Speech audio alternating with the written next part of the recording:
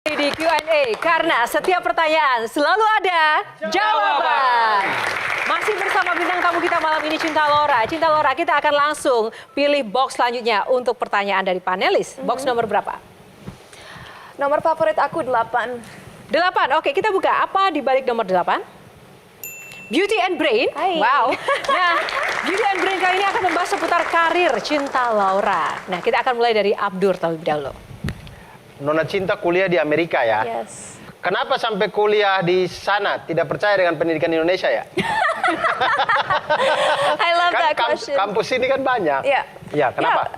Waktu masih kecil dulu karena emang ingin masuk universitas yang di ranking top 10 di dunia. Dan karena aku udah pernah tinggal di Jerman dan ingin experience yang baru, akhirnya aku apply di sekolah-sekolah di US. Oke. Oke. Lalu apa yang mendasari waktu itu pilih psikologi dan bahasa Jerman ini? Jadi psikologi itu aku pilih karena aku sempat depresi waktu remaja, umur 14-15 tahun. Mungkin karena aku udah berkarya sejak kecil, banyak orang di sekolah ya ngebully aku secara verbal. Fisik sih untungnya enggak ya, tapi secara verbal dan sosial. Dan itu lumayan parah waktu itu. Apa yang bikin aku lebih kuat daripada remaja-remaja pada dasarnya. Memang sampai tahap ingin mengakhiri hidup? Kind of. Why? Hal terburuk apa yang pernah dialami? Faktornya banyak ya. Pertama emang hidup aku waktu itu nggak sehat dalam arti bangun jam 5 pagi setiap hari, berangkat ke sekolah jam 6, nyampe sekolah jam 7, sekolah dari setengah 8 sampai jam 2.45. Karena aku atlet, latihan basket atau lari jam 3 sampai jam 4, nyampe lokasi syuting jam 5. Nyampe rumah jam 12 malam, ngerjain PR kalau belum selesai sampai jam 1. Jadi tidur tuh baru jam 2, bangun lagi jam 5. That was my life dari umur 12 sampai 16 tahun. Jadi secara fisik emang aku kecapean. Kalau secara sosial, sempat kayak waktu aku misalnya lagi jalan lewat tempat hangatnya kakak kelas diteriakin kata-kata yang kasar gitu. Atau misalnya ya itu ngerasa sendiri banget. Dan terakhir ya karena dunia online, di mana orang-orang mencela cara berbicara aku atau merasa aku gini gitu, aku merasa bahwa oh apa sih salah aku, kenapa aku dibenci banget. Itu mental aku masih kecil ya karena belum ngerti. Aku pikir bahwa aku di-attack oleh masyarakat. Jadi dari masyarakat di-attack, di sekolah merasa sendiri, secara fisik kecapean. Of course, mentalnya kena. But I survived, cause I'm a survivor, I'm gonna make it, I'm not gonna stop. Oke, Bung Hariko silakan. Iya, Mbak Cinta Laura kan duta anti kekerasan terhadap perempuan. Ini ada satu kejadian yang sangat luar biasa 1 bulan ini. Sangat viral, diburu oleh para netizen. Nah ini sekarang itu ada ratusan atau mungkin ribuan remaja di Indonesia itu yang kalau saya bahasakan meninggal digital. Artinya nggak berani keluar rumah, sudah merasa hilang harapannya gitu. Apa pesan dari Cinta Laura? Oke. Aku percaya bahwa saat seorang menjadi korban, mereka layak dilindungi ya. Jadi bukan hak kita sebagai masyarakat untuk ngejudge mereka atau berpikir yang terburuk tentang mereka. Karena kita nggak pernah tahu apa yang terjadi di balik layar. Jadi apa pesan Cinta Laura sama orang-orang yang punya masalah ini? Ya, kalau punya masalah ini, I'm sorry you have to go through it. Aku minta maaf kamu harus mengalami ini. Tentunya aku harap kamu belajar dari kesalahan ini. Tentunya don't do it again, jangan lakukan lagi. Tapi sadar bahwa kamu bukan orang jahat yang layak dihakimi atau dijatuhkan oleh orang lain. Pasti, kamu bisa bangkit dari ini dan membantu orang lain untuk tidak melakukan kesalahan yang sama. Oke. Silakan Mbak Kania. Boleh? Oh iya.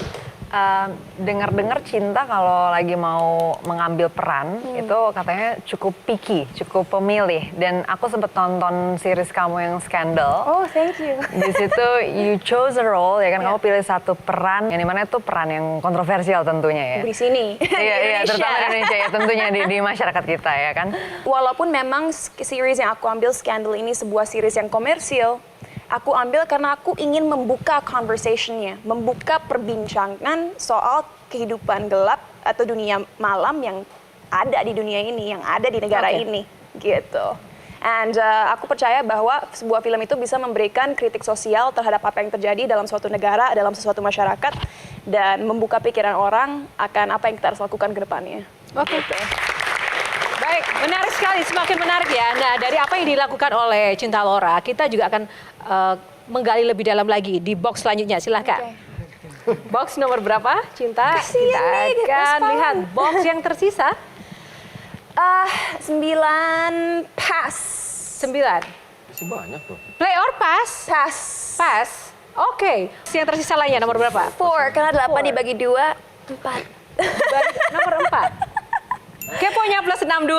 Nah ini saatnya Keponya plus 62 ini akan ada pertanyaan dari audiens Cinta. Silahkan untuk bertanya. Selain aktif sebagai entertainer, kegiatan Kak Cinta di luar itu apa aja sih? Ya. Jujur, sekarang aku lagi sibuk banget di balik layar. Aku mendirikan 4 perusahaan baru, salah satunya talent management sendiri. Karena misi perusahaan kita sebagai talent management adalah siapapun yang menjadi talent kita harus mau menggunakan platformnya suatu hari saat udah besar untuk menyuarakan isu yang mereka pedulikan. Dan itu boleh apa aja. Aku punya talent yang peduli binatang, jadi mereka akan memperjuangkan hak hewan, hak binatang, sorry. Ada yang memperdulikan lingkungan, jadi dia akan memperjuangkan soal kerusakan lingkungan. Jadi setiap talent aku punya keahlian dan misi mereka sendiri. Dalam arti Rebel Likens bukan hanya sebuah talent management, tapi sebuah manajemen yang ingin membangun pemimpin masa depan, bukan hanya superstar masa depan. Itu pertama. Kedua, ada juga sebuah creative hub yang namanya Rumah Serada Semesta. Rumah di mana kita bisa mendapatkan wawasan dari semesta. Dan ini juga bentuk kecintaan aku terhadap Indonesia. Nggak hanya misalnya menggunakan batik atau memadukan sesuatu yang tradisional dengan modern, tapi dari nama, dari bahasa yang terdiri dalam creative hub ini semuanya dalam bahasa Sanskerta. Ketiga, ada juga channel digital platformku namanya Puella, sebuah channel yang ingin aku jadikan digital platform di mana anak muda bisa bertukaran pikiran tentang isu-isu sosial yang ada yang jarang dibicarakan pada umumnya. And last but not least, ada juga sebuah bisnis F&B yang aku dirikan di Bandung yang lagi-lagi misinya adalah membuka lapangan kerja bagi orang-orang di second cities, tapi juga mengajarkan anak muda bahwa ramah lingkungan itu penting. Jadi kita nggak menggunakan plastik, semuanya environmentally friendly. Ya, menarik sekali Cinta. Wow, menyebutkannya saja itu butuh energi ya, karena saking banyak dan sangat wow, inspiratif sekali. Sebelum ke pertanyaan kedua, saya ingin komentar dari Kang Maman terkait dengan aktivitas selain acting dari Cinta Laura ternyata banyak banget. Sosok ini kan langka juga ya, Kang Maman. Kang Maman bagaimana melihat? Saya terpesona ketika bicara tentang skandal tadi karena saya 2 tahun hidup dalam sindikat perdagangan manusia ketika bikin skripsi. 12 orang meninggal di depan mata saya. Tapi yang lebih menantang saya adalah kami tahu tentang Sukarseno Foundation. Saya cuma berharap kamu tidak cuma jadi pahlawannya anak-anak Gunung Salak, tapi juga anak-anak Gunung Bawakaraeng, Gunung Sumbing, Gunung Slamet, yang juga ribuan. Salah satu tantangan terbesar adalah kamu gak suka masuk partai politik. Tapi untuk membesarkan ini kamu mungkin saya tantang untuk bikin partai politik yang namanya Partai Cinta Indonesia. Kami akan dukung berdua. Supaya Kenapa harus berdua? Sukarseno Foundation itu Oke. bisa jauh lebih besar dampaknya dari sekedar Valen. salah. Valen silakan. Valen punya hak bicara, silakan. Bagus. Kamu percaya kan bahwa ada laki-laki yang berperspektif gender kan? Of course. Nah, tuh. Partai Cinta Indonesia benar menjadi anggotanya mau, Valen? Actually, loh kalau emang untuk Indonesia saya sih asal bukan di dalam partai politik saya maulah yang lain. Begitu ini jadi partai politik, ya. Ketika Oke. menyebut Partai Cinta kan nggak harus. Ya karena semua itu kalau pakai cinta itu biasanya hasilnya akan maksimal. Yes. Makanya aku mau nanya, Cinta Laura nih sebenarnya juga bisa jatuh cinta nggak sih? Karena dulu dibully, dulu dibully punya mental health issue. Akhirnya balas dendam positifnya tuh sekolahnya tinggi, terus kemudian karirnya bagus, pemikirannya matang. Terus cowok yang kayak gimana yang bisa akan Menaklukkan. ya jangan sampai menaklukkan deh, tapi yang akan pasti aku yakin Cinta pasti tipikalnya kan yang pasti harus selevel dong, gitu kan dalam arti pemikiran dan lain sebagainya. Nah itu I'm not gonna lie, sepanjang hidup aku mencari pasangan tuh memang sebuah struggle. cinta tuh. It's hard. Aku yakin ada seseorang di luar sana buat aku. Dan sekarang pun aku dalam relationship yang bisa dibilang membuat aku bahagia. Cuman untuk cewek-cewek di luar sana yang mungkin mirip dengan aku atau mungkin punya masalah settling down, jangan terburu-buru. Hidup itu panjang. Dan satu-satunya misi kita dalam hidup bukan hanya untuk berkeluarga. Banyak sekali yang kita bisa lakukan buat orang lain, buat keluarga kita, siapapun itu.